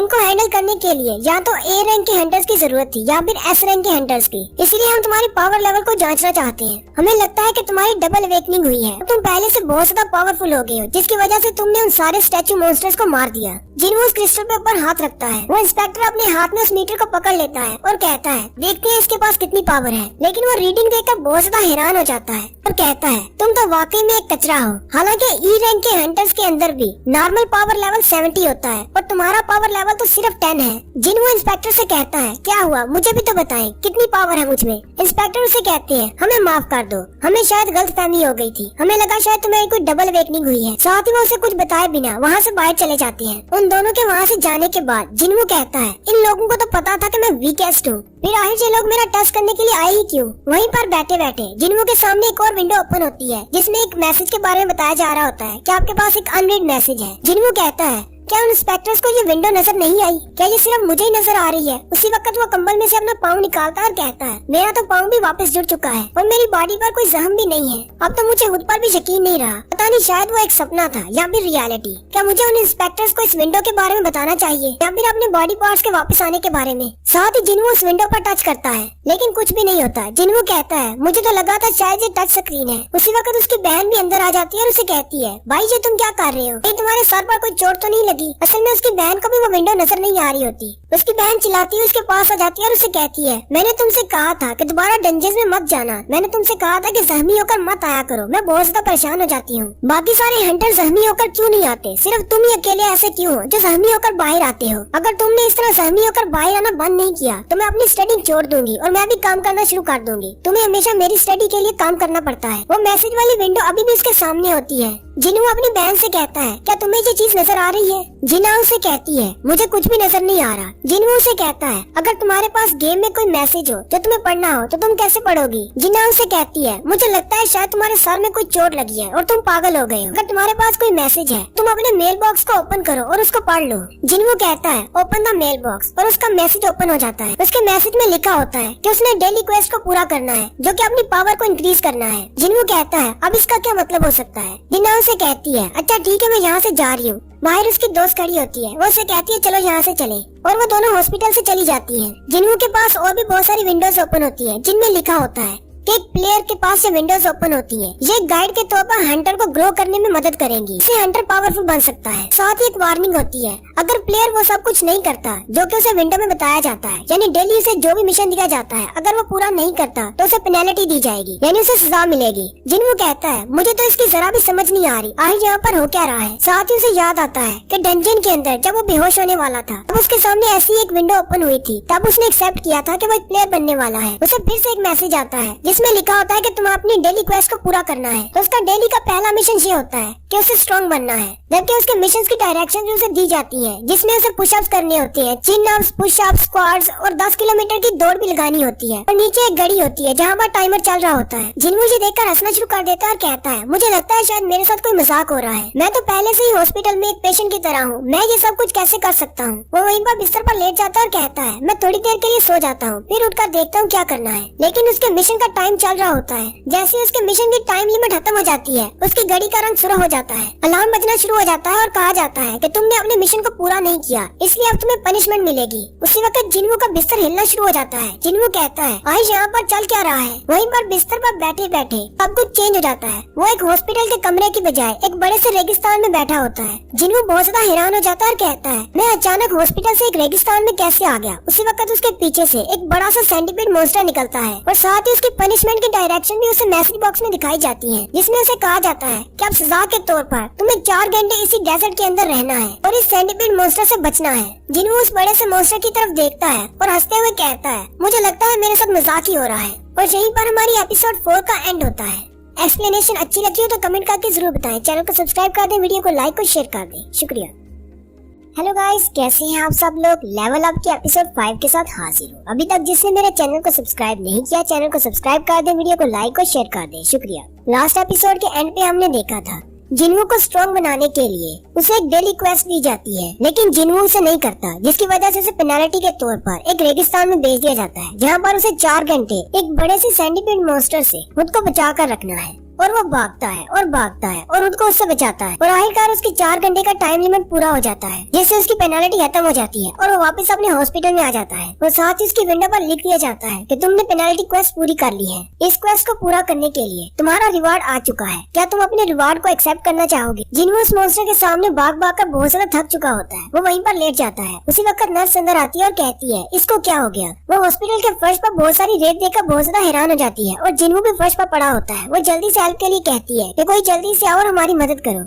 उसके बाद नेक्स्ट सीन कुछ दिन के बाद का होता है। 2 नर्सेस खड़ी आपस में बातें कर रही होती है। एक उसे कहती है, क्या तुम्हें उस पेशेंट के बारे में पता है जिसका नाम जिन्वू है, मैंने सुना है कि वो एक हंटर है। दूसरी नर्स उसे कहती है, हाँ मैंने सुना है, मैं उसे रोजाना देखती हूँ। हालांकि उसकी हालत खराब थी, इसी वजह से उसे हॉस्पिटल लाया गया था, लेकिन फिर भी वो रोजाना सुबह उठकर रनिंग करता है। मैंने डॉक्टर को इसके बारे में बताया था। डॉक्टर ने कहा कि हंटर्स नॉर्मल इंसान के मुकाबले में जल्दी रिजनरेट करते हैं, इसलिए वो जैसा कर रहा है उसे करने दो, उसको एक्सरसाइज करने दो। दूसरी नर्स उसे कहती है, खिड़की से बाहर देखो, वो अभी भी रनिंग कर रहा है। जिन्वू भागते हुए कहता है, उस वाकये को पेश आए 4 दिन गुजर चुके हैं और मैं 4 दिन से लगातार वर्कआउट कर रहा हूँ। मुझे कुछ चीजों के बारे में पता चला है। पहली बात ये कि मेरे सामने से जो विंडो ओपन होती है ये कोई इल्यूजन नहीं है, और दूसरी बात ये सिर्फ मुझे ही दिखाई देती है और किसी को भी दिखाई नहीं देती। जिन्वू अपनी डेली क्वेस्ट पूरी कर लेता है और साथ ही उसे ऑप्शन दिया जाता है कि डेली रिकवरी का ऑप्शन प्रेस करो। जिन्वू उसे जैसे एक्सेप्ट करता है उसकी सारी फटीग खत्म हो जाती है, यानी भाग भाग कर जितना भी वो थक जाता है अपनी एक्सरसाइज करके, उसका सारी थकान खत्म हो जाती है। मोफेंग कहता है, पता नहीं ये किस किस्म का मैजिक है, लेकिन डेली क्वेस्ट की एक्सरसाइज करने के बाद मैं बहुत ज्यादा थक जाता हूँ, लेकिन रिकवरी का ऑप्शन दबाते ही मेरी सारी थकान खत्म हो जाती है और मैं बिल्कुल नॉर्मल हो जाता हूँ। यही नहीं, मुझे डेली के स्टैट पॉइंट्स मिलते हैं। इसके अलावा मुझे गिफ्ट बॉक्स भी मिलते रहते हैं, जिनमें अजीब सी चीजें निकलती है। मैं अपने स्टैट पॉइंट्स को अपनी एजिलिटी और अपनी हेल्थ को बढ़ाने के लिए इस्तेमाल कर सकता हूँ। मैं अपने स्टैट पॉइंट्स को अपनी हेल्थ में, अपनी सेंस में या फिर अपने इंटेलिजेंट पॉइंट्स में जितना भी बढ़ाता जाऊंगा, उतनी ज्यादा मेरी ये सारी चीजें बढ़ती जाएंगी। अभी के लिए मेरा लेवल सिर्फ 1 है। मुझे लगता है कि शायद मेरा लेवल बढ़ने से मेरे बाकी के स्टैट पॉइंट्स भी बढ़ेंगे। इसके अलावा मेरे पास एक मेन्यू है जिसमें मेरे पास स्किल्स है और इन्वेंटरी का ऑप्शन है, जहाँ पर मैं अपने वेपन्स रख सकता हूँ और अपनी उठाई हुई चीजों को वहाँ पर स्टोर कर सकता हूँ। ये तो बिल्कुल एक गेम की तरह है, जो कि पता नहीं किस सिस्टम की वजह से कंट्रोल हो रहा है। फिर 1-2 दिन गुजरने के बाद जिन्वू अपनी रिसेप्शन वाली नर्स के पास जाता है और उसे कहता है, मुझे कुछ देर के लिए छुट्टी चाहिए, मुझे हॉस्पिटल से बाहर जाना है। नर्स उसे कहती है, लेकिन तुम्हें कहाँ पर जाना है। जिन्वू उसे कहता है, मुझे कुछ काम है, वो निपटा कर आता हूँ। नर्स उसे जाने देती है। जिन्वू वहाँ से सीधा हैपजोंग स्टेशन पर आ जाता है। असल में ये भी उसकी एक क्वेस्ट होती है। जिन्वू को रिवार्ड के तौर पर एक गिफ्ट बॉक्स में एक की मिलती है। जिन्वू के हाथ में वो की होती है। जिन्वू कहता है, मुझे देखना है कि ये की क्या काम करती है। जिन्वू कहता है, उस गिफ्ट बॉक्स में बहुत सारी चीजें निकलती हैं, कई बार बहुत ही बेकार चीजें जैसे बैंडेज और पेन्स वगैरह निकलते हैं, लेकिन कभी कभी इस तरह की चीजें भी निकल आती हैं। उस की के बारे में लिखा होता है कि ये एक ऐसी की है जिसकी मदद से तुम एक इंस्टेंट डंजन बना सकते हो, लेकिन तुम इस की को सिर्फ हैपजंप स्टेशन के 3rd फ्लोर पर ही इस्तेमाल कर सकते हो। जिन्हों कहता है पता नहीं ये वाकई में काम करेगी या नहीं, क्योंकि डंजन्स अपने आप ओपन होती है, किसी की से नहीं हो सकती, लेकिन शायद ऐसा हो भी सकता है क्योंकि मेरे साथ जो कुछ भी हो रहा है वो बहुत ज्यादा अजीब है। शायद ये सब कुछ डबल वेकनिंग की वजह से हो रहा है, या फिर मेरी डबल वेकनिंग होने वाली है। जिन्हों उस की को अपने हाथ में पकड़ता है और कहता है अगर दूसरे लोगों को इस बारे में पता चल गया कि सबसे वीकेस्ट हंटर को डबल वेकनिंग मिल गई है तो वो लोग तो मेरे ऊपर बहुत ज्यादा हंसेंगे, इसलिए मुझे पहले ट्राई करना होगा क्या वाकई में मुझे डबल वेकनिंग मिली है या नहीं। जिन्हों कहता है मुझे अपनी रनिंग एबिलिटी पर पूरा भरोसा है, पर इस की से डंजन ओपन होने के बाद वहाँ पर बहुत ज्यादा मॉन्स्टर्स हुए तो मैं वहाँ से जल्दी से भाग आऊंगा। मोफेंग हैपजंप स्टेशन के 3rd फ्लोर पर चला जाता है और वहाँ पर जाकर अपनी चाबी को घुमाता है, जिसकी वजह से बहुत सारी एनर्जी निकलती है और एक पोर्टल ओपन होता है। मोफेंग चलते हुए उस पोर्टल के अंदर चला जाता है, साथ ही विंडो ओपन होती है और उसे बताया जाता है कि तुम इंस्टेंट डंजन के अंदर आ चुके हो, और साथ ही उस पोर्टल का दरवाजा सील हो जाता है। जिन्हों बहुत ज्यादा घबरा जाता है और कहता है इसका दरवाजा तो बंद हो गया, मैंने तो ये सोचा था अगर डंजन के अंदर खतरनाक मॉन्स्टर हुए तो मैं जल्दी से भाग जाऊंगा, लेकिन अब मैं क्या करूँ। उसी वक्त एक लड़की जो कि मोबाइल यूज कर रही होती है उसके पास से गुजर जाती है। मोफेंग कहता है कहीं ऐसा तो नहीं कि मैं किसी अलग डायमेंशन में आ गया हूँ। जिन्हों कहता है इस पोर्टल का डोर एक नॉर्मल डंजन जिसमें पहले जा चुका हूँ उससे बहुत ज्यादा मुख्तलिफ है। जिन्हों वहीं पर बैठ जाता है, रोना शुरू कर देता है और कहता है अब मैं क्या करूँ, मैंने तो सोचा था कि मैं यहाँ से भाग जाऊंगा, लेकिन अब मैं बाहर नहीं जा सकता। और साथ ही उसके सामने एक विंडो ओपन होती है जिसमें उसे कहा जाता है तुम इस डंजन को छोड़कर नहीं जा सकते, या तो तुम बॉस को मारो या फिर रिटर्न क्रिस्टल का इस्तेमाल करते हुए बाहर चले जाओ। अब जिन्हों के पास रिटर्न क्रिस्टल नहीं है, इसलिए जिन्हों कहता है कुछ दिन पहले तक मैं एक ई रैंक का हंटर था जो कि ई रैंक के मॉन्स्टर को भी नहीं हरा सकता था, और आज मुझे एक ऐसी डंजन में बंद कर दिया गया है जहाँ पर मुझे बॉस को हराना है, वरना मैं बाहर नहीं जा सकता। कहीं मेरे साथ फिर से कोई मजाक तो नहीं हो रहा। उसी वक्त जिन्हों को अंदर से आवाजें आना शुरू हो जाती है। जिन्हों और भी ज्यादा घबरा जाता है और कहता है क्या इस गेम को लगता है कि मैं अपनी पार्टी के बिना इस डंजन को क्लियर कर सकता हूँ? मैं तो किसी कमजोर मॉन्स्टर को भी नहीं मार सकता, मैं इस डंजन के बॉस को कैसे मारूंगा। फिर जिन्हों हिम्मत करता है और आगे उन आवाजों की तरफ चलना शुरू करता है। मोफेंग कहता है जैसे ही मैं आगे की तरफ चलता जा रहा हूँ मेरा कॉन्फिडेंस लेवल कम होता जा रहा है। जिन्हों कहता है सामने से बहुत ही स्ट्रॉन्ग स्मेल आ रही है, मुझे लगता है कि इस डंजन में 20 टाइप मॉन्स्टर होंगे, और साथ ही एक बड़ा सा रेड कलर का वुल्फ निकल आता है और उस पर अटैक करता है। जिन्हों जल्दी से उसे डॉज करता है। इस मॉन्स्टर का नाम स्टील फैंग राइकन वुल्फ है। जिन्हों कहता है ई रैंक के गोब्लिन्स को भी मैं हरा नहीं सकता, ये तो फिर एक स्टील फैंग राइकन है, एक वुल्फ तो बहुत ज्यादा पावरफुल होता है, मैं इसे कैसे हराऊंगा। मोफेंग अपनी टांगों की तरफ देखता है तो उसके पैर कांप रहे होते हैं। मोफेंग कहता है मेरी तो टांगे साथ नहीं दे रही, ये तो बहुत ज्यादा डर के मारे कांप रही है। वो भेड़िया फिर से आगे बढ़ता है और जिन्हों पर अटैक करता है। जिन्हों उसे डॉज करते हुए कहता है मेरे पास तो कोई हीलर भी नहीं है, मैं यहाँ पर सहमी नहीं हो सकता, अगर मैं सहमी हो गया तो मैं यहीं पर मारा जाऊंगा। वो वुल्फ पीछे हटने के बाद फिर से उस पर अटैक करता है। जिन्हों पीछे की तरफ बैक फ्लिप करते हुए उसको डॉज करता है। जिन्हों कहता है मुझे लगता है शायद मेरी एक्सरसाइज की वजह से मेरी बॉडी बहुत ज्यादा इलास्टिक हो गई है, अब मेरी बॉडी पहले से ज्यादा लाइट है। जिन्हों उसके ऊपर से जंप मारते हुए नीचे आकर खड़ा हो जाता है और उसे कहता है मैं मौत के मुंह से वापस आया हूँ, मुझे जिंदगी जीने का दूसरा मौका मिला है, मैं तुमसे डरने वाला नहीं हूँ, मुझे अभी और स्ट्रॉन्ग बनना है, मैं अभी नहीं मर सकता। और साथ ही वो पंच मारता है उस भेड़िए के मुंह पर, जिससे वो भेड़िया दूर जाकर गिरता है। जिन्हों खुद भी ये देखकर बहुत ज्यादा हैरान हो जाता है और कहता है मेरे पास इतनी ज्यादा पावर कैसे आ गई, कहीं इस वजह से तो नहीं मैंने अपने स्टैट पॉइंट्स को अपनी स्ट्रेंथ में डाल दिया था। लेकिन साथ ही वो सामने की तरफ देखता है तो वो स्टील फैंग राइकन फिर से उठ खड़ा होता है। जिन्हों कहता है मेरे पास अभी जितनी भी स्ट्रेंथ है वो इसको हराने के लिए काफी नहीं। लेकिन जिन्हों पहले से थोड़ा सा कॉन्फिडेंट हो जाता है और वो फिर से उस पर पंचेस मारना शुरू करता है, लेकिन उस भेड़िए पर कुछ भी असर नहीं होता। जिन्हों कहता है चाहे मेरे पास कितनी भी फिजिकल स्ट्रेंथ क्यों ना हो, इन मॉन्स्टर्स की बॉडी पर इसका कोई असर नहीं होगा। जिन्हों को जब ये लगता है कि वो इसको नहीं हरा पाएगा, जिन्हों कहता है अब मैं क्या करूं, मैं इसको नहीं हरा सकता, ना ही मैं यहाँ से बाहर निकल सकता हूँ। भेड़िया उस पर अटैक करता है, जिन्हों के कंधे पर अपना पंजा मारता है। जिन्हों कहता है मेरे पास और कोई भी हंटर नहीं है, ना ही मेरे पास हीलर है, ना ही मेरे पास कोई वेपन है, मेरे पास सिर्फ मेरी बॉडी है, मैं अपनी बॉडी से इसको कैसे हरा सकता हूँ, काश मेरे पास कोई वेपन होता। उसी वक्त उसे याद आता है कि उसकी इन्वेंट्री में एक तलवार पड़ी हुई है जो कि उसने मिस्टर किम से ली थी। वो जल्दी से अपनी विंडो में अपनी इन्वेंट्री को ओपन करता है तो उसके अंदर वही तलवार पड़ी होती है। जिन्हों उस तलवार को वहाँ से बाहर निकाल लेता और कहता है मुझे नहीं पता कि ये तलवार यहाँ पर क्या कर रही है, और साथ ही वो उस तलवार को निकालते हुए उस वुल्फ की तरफ एक स्लैश लगाता है और उसे सेंटर से 2 टुकड़ों में काट देता है। उस एक वुल्फ के मरते ही उसी वक्त उसके सामने विंडो ओपन होती है जिसमें लिखा जाता है कि तुमने एक राइकन को मार दिया है, इसलिए तुम्हारा लेवल अप हो गया है। जिन्हों कहता है मिस्टर किम ने बताया था कि उन्होंने इस तलवार को 3 मिलियन वॉन में खरीदा है। हालांकि मेरे पास इतने पैसे नहीं है, मैं तो ऐसी तलवार को छू भी नहीं सकता, लेकिन अब तलवार मेरे पास है तो मैं इसको इस्तेमाल कर सकता हूँ। और ये गेम की इन्वेंटरी तो बहुत ज्यादा अच्छी है, मैं इसमें कुछ भी स्टोर कर सकता हूँ। और उसी वक्त अंधेरे में से 2 और वुल्फ निकल कर आ जाते हैं।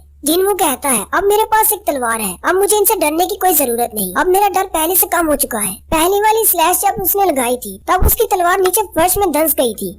जिनवू जल्दी से उस तलवार को निकालने की कोशिश करता है, लेकिन वो उसको निकाल नहीं पा रहा होता। वो दोनों राइकन वुल्फ आगे बढ़ते हैं और उस पर अटैक करते हैं। जिनवू अपना पूरा जोर लगाता है और उस तलवार को निकालने की कोशिश करता है और आखिरकार वो उस तलवार को निकाल लेता है। तलवार को निकालते ही वो उसको पीछे की तरफ घुमाता है। दोनों में से एक वुल्फ मर जाता है, जबकि दूसरा वुल्फ उसकी तलवार को अपने दांतों में पकड़ लेता है। जिनवू कहता है इसको ऐसे ही तो स्टील फैंग नहीं कहते, इसके दांत तो वाकई में स्टील के बने हुए हैं। जिनवू कहता है लेकिन मैं अपनी तलवार को नहीं खो सकता, और साथ ही वो उसके पेट में घुटना मारता है और अपनी तलवार को आजाद करवाते हुए उसे सेंटर से काट देता है और दूसरा राइकन भी मर जाता है। और उसी वक्त वहाँ पर एक और वुल्फ आ जाता है। जिनवू उसकी तरफ देखता है और कहता है उस डंजन में जहाँ पर मैं मरते मरते बचा था, उन मॉन्स्टर्स के सामने तुम जैसे वुल्फ तो कुछ भी नहीं हो। जिनवू उस वुल्फ को घूर कर देखता है, वो वुल्फ पीछे अंधेरे में गायब हो जाता है। इसी वक्त जिनवू के स्टैट वाली विंडो ओपन होती है, जिसमें उसके स्टैट्स दिखाए जाते हैं। जिनवू का लेवल 2 हो जाता है। साथ ही उसे 2 स्पेशल स्किल्स भी मिलती हैं, जिसमें एक स्प्रिंट है, यानी वो अपनी स्पीड को बढ़ा सकता है, और दूसरा मस्कुलैरिटी, अपने मसल्स को बढ़ा सकता है। जिनवू अपनी स्टैट विंडो की तरफ देखता है और कहता है जैसे ही मैं लेवल अप होता हूँ तो मेरे सारे स्टैट्स 1 पॉइंट के साथ आगे बढ़ जाते हैं, लेकिन डेली क्वेस्ट को पूरा करने पर मुझे सिर्फ 3 स्टैट पॉइंट्स मिलते हैं। तो इसका मतलब डंजन में आकर मॉन्स्टर्स को मारना और लेवल अप होना ये मेरे लिए ज्यादा फायदेमंद है। जिनवू कहता है अपनी एबिलिटीज पर पॉइंट बढ़ाने से पता नहीं मुझे कितना फायदा होता है। इन सारी में मुझे सिर्फ स्ट्रेंथ की समझ आती है। मैंने इसको 20 पॉइंट्स पर रखा है, लेकिन मुझे इसका महसूस हो रहा है कि मैं काफी ज्यादा स्ट्रॉन्ग हो चुका हूँ। लेकिन मुझे इस बात की समझ आ चुकी है कि जैसे मेरा लेवल अप होगा मेरे स्टैट्स बढ़ेंगे और मेरी पावर भी ज्यादा बढ़ेगी। जिनवू कहता है तो इसका मतलब दुनिया का सबसे वीकेस्ट हंटर यानी कि मैं भी स्ट्रॉन्गर बन सकता हूँ। जिनवू अपने ही मारे हुए वुल्फ की बॉडी के पास जाकर खड़ा हो जाता है और कहता है मैंने इसको मार दिया, लेकिन इसके अंदर से कोई मैजिकल कोर क्यों नहीं निकली? क्या ये बाकी डंजन्स के मुकाबले में कोई अलग डंजन है,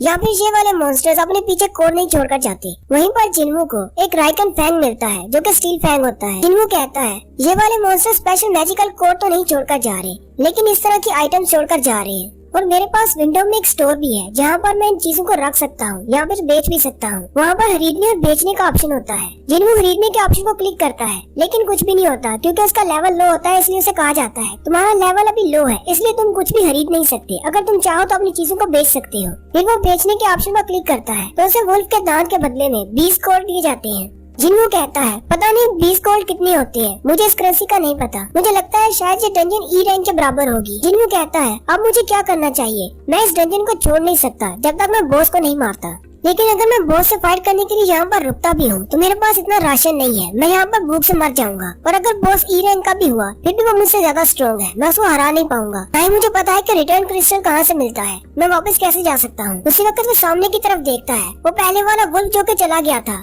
वो अपने साथ और भी बहुत सारे वुल्फ्स को लेकर आता है। वहाँ पर बहुत सारे वुल्फ्स इकट्ठे हो जाते हैं और यहीं पर हमारी एपिसोड 5 का एंड होता है। हेलो गाइस, कैसे हैं आप सब लोग? लेवल अप की एपिसोड 6 के साथ हाजिर हूँ। अभी तक जिसने मेरे चैनल को सब्सक्राइब नहीं किया, चैनल को सब्सक्राइब कर दे, वीडियो को लाइक और शेयर कर दे, शुक्रिया। जिनवू 3 राइकन वुल्फ्स को मारने के बाद लेवल 2 पर पहुंच जाता है, लेकिन उसी वक्त वहाँ पर बहुत सारे और वुल्फ्स निकल आते हैं। जिनवू उनको देखकर उठकर खड़ा हो जाता है और कहता है अब मुझे इनसे डरने की जरूरत नहीं, मैं पहले ही एक बार मर चुका हूँ। और अपनी तलवार पकड़ते हुए भागता हुआ उन वुल्फ्स की तरफ चला जाता है और उन वुल्फ्स को काटना शुरू कर देता है, जबकि वो वुल्फ्स भी आगे बढ़कर उस पर अटैक कर रही होती है। जिनवू अपनी तलवार को घुमाई जाता है और बहुत सारे वुल्फ्स को मार देता है। जैसे ही वो एक वुल्फ को मारता है उसका लेवल अप हो जाता है। वुल्फ्स को मारने के साथ साथ उसका लेवल अप होता जा रहा होता है। जिनवू कहता है अगर मैं यहीं पर रुक जाता हूँ तो मैं इनके हाथों मारा जाऊंगा, इसलिए मुझे इनको मारना होगा। मैं एक हंटर हूँ, मैं यहाँ पर नहीं मर सकता। अगर मैं यहाँ पर मर गया तो मेरी माँ और मेरी बहन का ख्याल कौन रखेगा? मुझे हमेशा एक कमजोर ई रैंक का हंटर नहीं मानकर रहना। अगर मैं स्ट्रॉन्ग बन सकता हूँ तो मैं हर चांस लूंगा और अपने आप को स्ट्रॉन्ग बनाऊंगा। अगर ये गेम के रूल्स मुझे स्ट्रॉन्ग बना रहे हैं तो मैं इस गेम के हर रूल को फॉलो करूंगा। जिनवू उन सारे वुल्फ्स को मारने के बाद बहुत ज्यादा थक जाता है और चलता हुआ जैसे ही सामने वाले कमरे में जाता है वहाँ पर वो साइड पर देखता है तो और भी बहुत सारे वुल्फ्स होते हैं। पहले वाले वुल्फ्स को मारने की वजह से जिनवू को एक नया टाइटल मिलता है जो कि वुल्फ स्लेयर होता है। जिनवू अपनी तलवार की तरफ देखता है तो उस पर बहुत सारे क्रैक पड़ जाते हैं। जिनवू कहता है चाहे मैं कितना भी अच्छा वेपन क्यों ना खरीद लूं।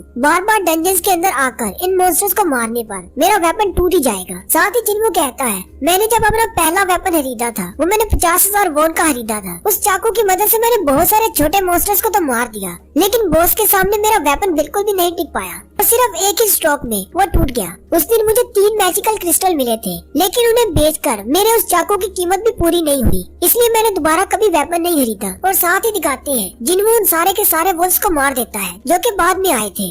फिर जिन्वू अपनी इन्वेंटरी को ओपन करता है तो उसमें 34 वुल्फ फैंस होते हैं, जबकि 2 ट्रैवलर्स क्लॉथ होते हैं और उसे एक हार्ट स्टोन भी मिलता है जिसकी मदद से वो वापस जा सकता है डंजन से बाहर। जिन्वू उस हार्ट स्टोन को अपने हाथ में पकड़ लेता है और कहता है, क्या मुझे वापस लौट जाना चाहिए? लेकिन साथ ही वो कहता है, नहीं, मुझे वापस नहीं जाना। क्या पता दोबारा मुझे इस तरह की डंजन कभी ना मिले और मैं अपने आप को स्ट्रॉन्ग न बना सकूं। आज मेरे पास मौका है, मैं अपने आप को स्ट्रॉन्ग बना सकता हूँ। अगर मैं इस डंजन से बाहर चला जाता हूँ तो क्या होगा अगर ये डंजन गायब हो गई? इसका मतलब मैं दोबारा इसमें नहीं आ पाऊंगा। तो मुझे क्या करना चाहिए? मुझे आगे बढ़कर बॉस से फाइट करनी चाहिए या फिर अभी वापस चले जाना चाहिए। यही सारी बातें करते हुए जिन्वू आगे की तरफ बढ़ता जाता है और रास्ते में जितने भी वुल्फ्स आते हैं उन सबको मारता जाता है। जैसे ही वो उनको मारता है उसका लेवल अप होता जाता है। जिन्वू कहता है, जितनी बार मेरा लेवल अप होता है इन मॉन्स्टर्स को मारना मेरे लिए और भी ज्यादा आसान हो जाता है। जैसे जैसे वो डंजन में अंदर की तरफ जाता है वहाँ पर मंकी मॉन्स्टर्स और बहुत सारे रेजन मॉन्स्टर भी आ जाते हैं जो एक साथ उस पर अटैक करते हैं। जिन्वू कहता है, ये डंजन तो एक गेम की तरह डिजाइन की गई है। सारे मॉन्स्टर्स एक ही पैटर्न के साथ अटैक करते हैं। वुल्फ्स नीचे से आते हैं, मंकी ऊपर से आते हैं, जबकि रेजर्स पीछे की तरफ से अटैक करते हैं। उसी वक्त एक मंकी ऊपर से जंप करता है।